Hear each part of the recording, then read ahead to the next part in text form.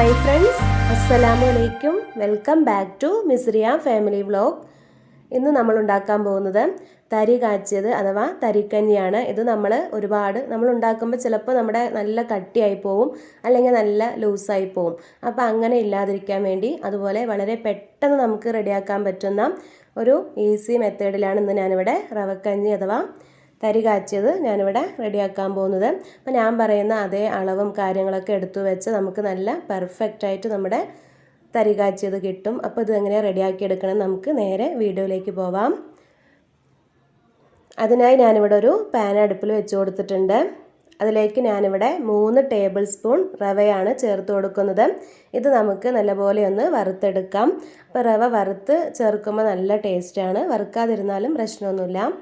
ഇനി നമുക്കിതിലേക്ക് 2 table spoon നെയ്യ് ഒഴിച്ചു കൊടുക്കാം. ഇനി ഞാനിതിലേക്ക് ചേർക്കുന്നത് ചെറിയുള്ളിയാണ്. ചെറിയുള്ളി ഞാനിതുപോലെ ചെറുതായി കട്ട് ചെയ്തെടുത്തതാണ്. ഇത് നമുക്ക് നല്ലപോലെ ഒന്ന് വഴറ്റിയെടുക്കാം. അപ്പോൾ നമ്മൾ ചെറിയുള്ളി എത്ര ഇട്ടാലും നല്ല ടേസ്റ്റാണ്. പിന്നെ അതുപോലെ നല്ല ചെറുതായിട്ട് നമ്മളിത് കട്ട് ചെയ്തെടുക്കണം. അപ്പോൾ ഇത് നല്ലപോലെ ഒന്ന് മൂത്ത് വന്നിട്ടുണ്ട്. ഇനി നമ്മളിതിലേക്ക് ചേർക്കുന്നത് അണ്ടിപ്പരിപ്പാണ്.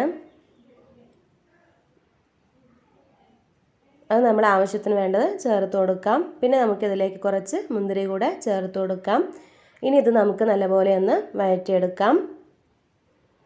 അതിനുശേഷം ഞാനിവിടെ 2 ഗ്ലാസ് വെള്ളം ഒഴിച്ച് കൊടുക്കുന്നുണ്ട്. ചെറിയ ഗ്ലാസ്സിന് 2 ഗ്ലാസ് വെള്ളം ഒഴിച്ച് കൊടുക്കുന്നുണ്ട്. ഇനി ആവശ്യത്തിന് ഉപ്പ്, ഒരു നുള്ളു ഉപ്പിട്ടിട്ടുണ്ട്.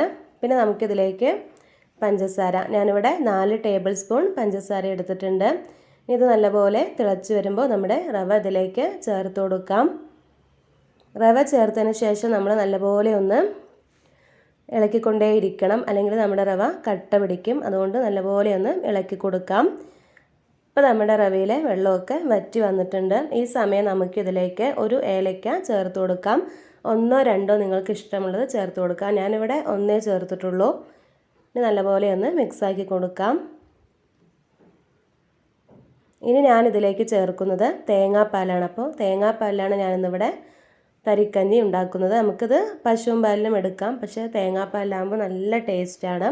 അതിനായി ഞാനിവിടെ 1.5 കപ്പ് കട്ടിയുള്ള തേങ്ങാപ്പാലാണ് ചേർത്ത് കൊടുക്കുന്നത്. വേറെ വെള്ളമോ ഒന്നും നമ്മളിതിലേക്ക് ഒഴിച്ചു കൊടുക്കുന്നില്ല. നല്ലപോലെ ഒന്ന് മിക്സാക്കാം. ഇനി ഇത് ഒരുപാട് തിളയ്ക്കേണ്ട ആവശ്യമില്ല. നമുക്ക് തേങ്ങാപ്പാൽ ഒഴിച്ചതും നമുക്ക് തീ ഓഫ് ചെയ്യാം. അപ്പോൾ അങ്ങനെ നമ്മുടെ ടേസ്റ്റി ആയ തരി കാച്ചിയത് ഇവിടെ റെഡി ആയിട്ടുണ്ട്. അപ്പോൾ ഞാൻ പറഞ്ഞ ഇതേ അളവിൽ നിങ്ങൾ ചെയ്തെടുക്കുകയാണെങ്കിൽ നല്ല ടേസ്റ്റുള്ള, ഒരുപാട് കട്ടിയില്ലാതെയും അതുപോലെ ലൂസാവാതെയുള്ള നല്ലൊരു തരി കാച്ചിയത് നമുക്ക് റെഡിയാക്കിയെടുക്കാം. അപ്പോൾ നിങ്ങൾക്ക് എല്ലാവർക്കും എൻ്റെ ഈ വീഡിയോ ഇഷ്ടമായെന്ന് കരുതുന്നു. ഇഷ്ടമായെങ്കിൽ ലൈക്ക് ചെയ്യുക, ഷെയർ ചെയ്യുക, കമൻറ്റ് ചെയ്യുക, സബ്സ്ക്രൈബ് ചെയ്യാം. ഇത്ര നേരം എൻ്റെ വീഡിയോ കണ്ട എൻ്റെ എല്ലാ കൂട്ടുകാർക്കും ഒരുപാട് നന്ദി. വീണ്ടും പുതിയ വീഡിയോസായിട്ട് വരുന്നതായിരിക്കും. Bye friends, thank you.